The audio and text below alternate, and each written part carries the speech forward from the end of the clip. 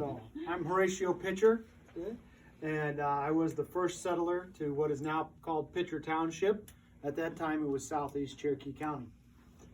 But starting back a little bit before I got here, I was born 1839 in Monroe Township, Maine.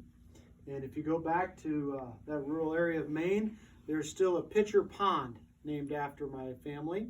Now, here we'd probably call it a lake because it's about 3 miles long. But in Maine, that's what we call a pond. So when I was 11, our family moved into Bangor. My father, Horatio, who I was named after, was in the mercantile business, and he was a trader, sold bricks, was a business person. My mother's name was Annie, and she was a Leonard.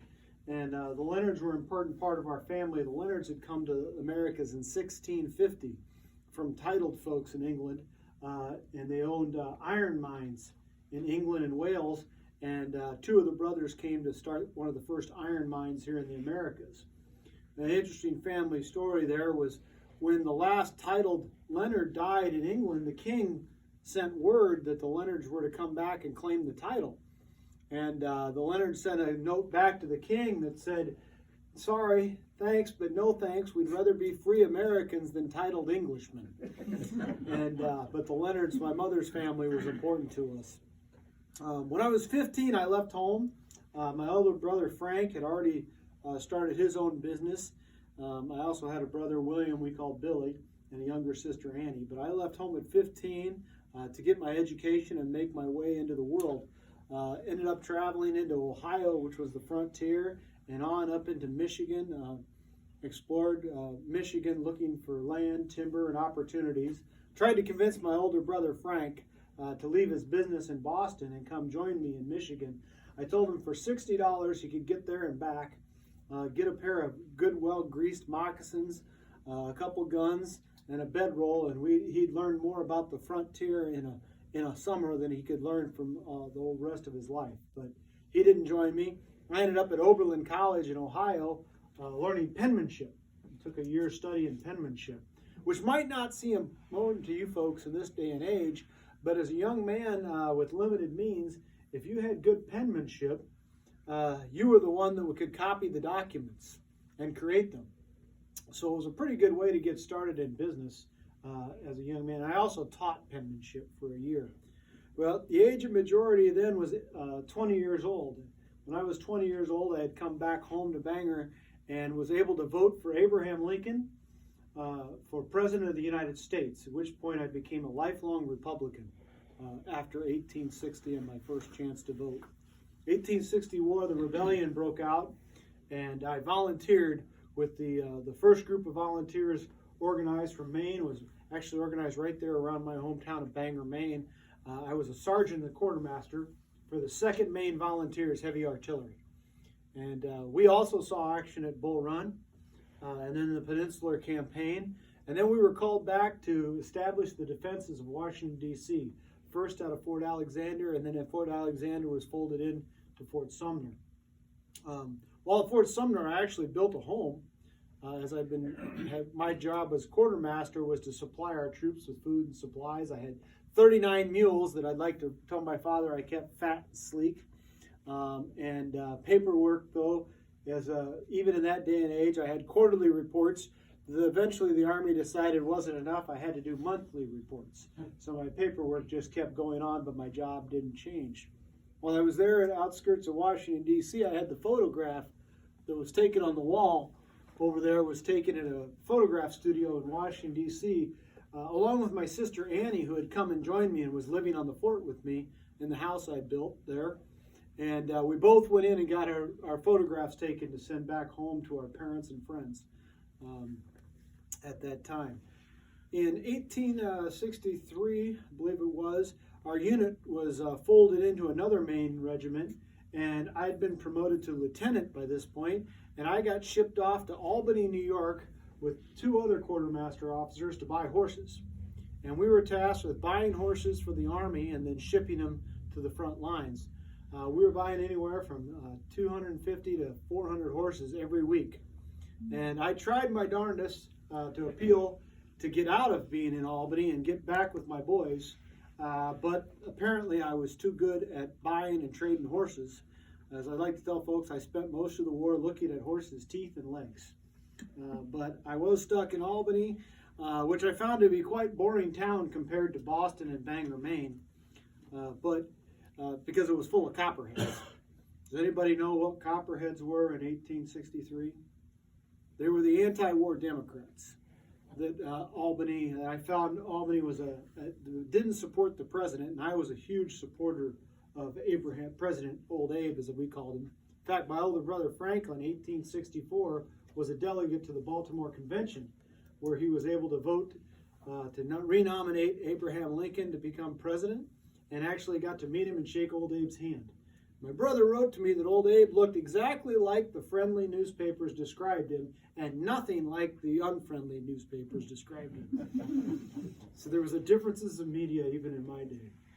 After the war, I went back home to Bangor and headed south almost immediately to Savannah, Georgia, to get in the mercantile business. Thought I'd take a little advantage of the post-war South. Turned out this post-war South took a little bit advantage of me. And I lost my shirt.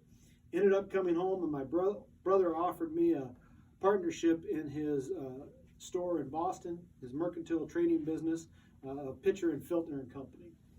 1867, I came across the prairie, got off the train at Marshalltown, Iowa, bought a horse team and a buggy, a couple riding stock. Apparently I was a pretty good judge of horse flesh. I had some experience in it anyway. And I started riding across northwest Iowa looking for a farm to settle. I decided during the Civil War that I thought my family should sell all our city properties and move and come to the farm. But I didn't want to do it by having a small piece of land and just producing enough to eat, and ended up in the grave with a bent back and nothing to show for it. So I thought I'd get as far out on the frontier where my money would get me something. So I got as far as Sioux City, and I was studying the survey maps there at the courthouse, and I found a spring listed that a surveyor had listed about 4.5 miles south of what is now Aurelia. And so I came back east this far, and I found the spring. And then there was a big hillside above it, and I could see that I could put a house there, and I'd have fresh water, and I could see my fields and watch all my workers work without leaving the house. So I headed to Cherokee, rode to Cherokee, and I bought the claim, which was $2.50 an acre for 600 acres. And I paid it. I came back after I'd staked it out the first time, and I came back and I couldn't find it. All the grass looked alike. Now imagine from here to the Boyer River south, west to the Little Sioux, and east to Storm Lake, there was nothing but grass, no landmarks. But after 3 days of searching, I found my farm again. And I did a few minimal improvements that year and headed back east. Came back in the spring of '68, got off the railroad at Denison, got a buckboard, got a horses, got a team, and loaded it up with lumber to come build my house. But it rained a lot, and I kept getting stuck. So I kept unloading. And then I'd pull the horses out, and I'd leave some lumber here, and then I'd leave some lumber there, and I'd leave some lumber, and I finally got to my farm with a little bit of lumber. And I did a dugout and a soddy with what I had, and broke the first ground in what is now Pitcher Township. 60 acres out of sod, planted to corn. The rest of my life, I always said if I ever had to do it over again, I wouldn't have done it, because it was back-breaking work, and I don't know if it was worth it. So again, that winter I headed back east, and the next spring I came and went back to pick up my lumber, or at least get some more at Denison, and by golly, all of it was still there. Not one board had been stolen, and I loaded it up, and I brought it back, and I built my house. Now today the house still stands 4.5 miles south of Aurelia. The lumber that I used for the ceiling and the walls is there, and it's visible in the Bryant house, if you can see it today, and it's the oldest house in Pitcher Township. And it's been in continuous use ever since. From there, I started breaking the ground, and I learned quickly, because when the railroad came through and the land started filling up, I found out that I could break the ground out of sod for $4 an acre, and I could rent it for $5. And so as opposed to farming it myself, I was breaking it, having to pay someone to break it and let somebody rent it. And I was making enough to pay for what my bachelor needs were, plus pay the government their taxes. And I also say that the government taxes were a big deal because it was in every letter I wrote home on when they were due. But my brother was still in the business in Boston, and he also was in the lumber business in the timber business in Wisconsin. Now, does anybody remember what happened in 1872 in Boston? There was a major fire that burned 26 acres of the downtown financial district. So in 1872, I headed back out to Boston, and between my brother and I, we sold lumber to rebuild Boston and also develop a nest egg for myself. I came back here 1874 and started farming full time.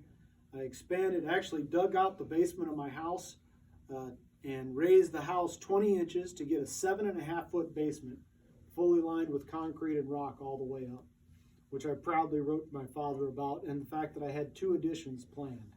Now, there was one thing I didn't have in 1875, which was a wife.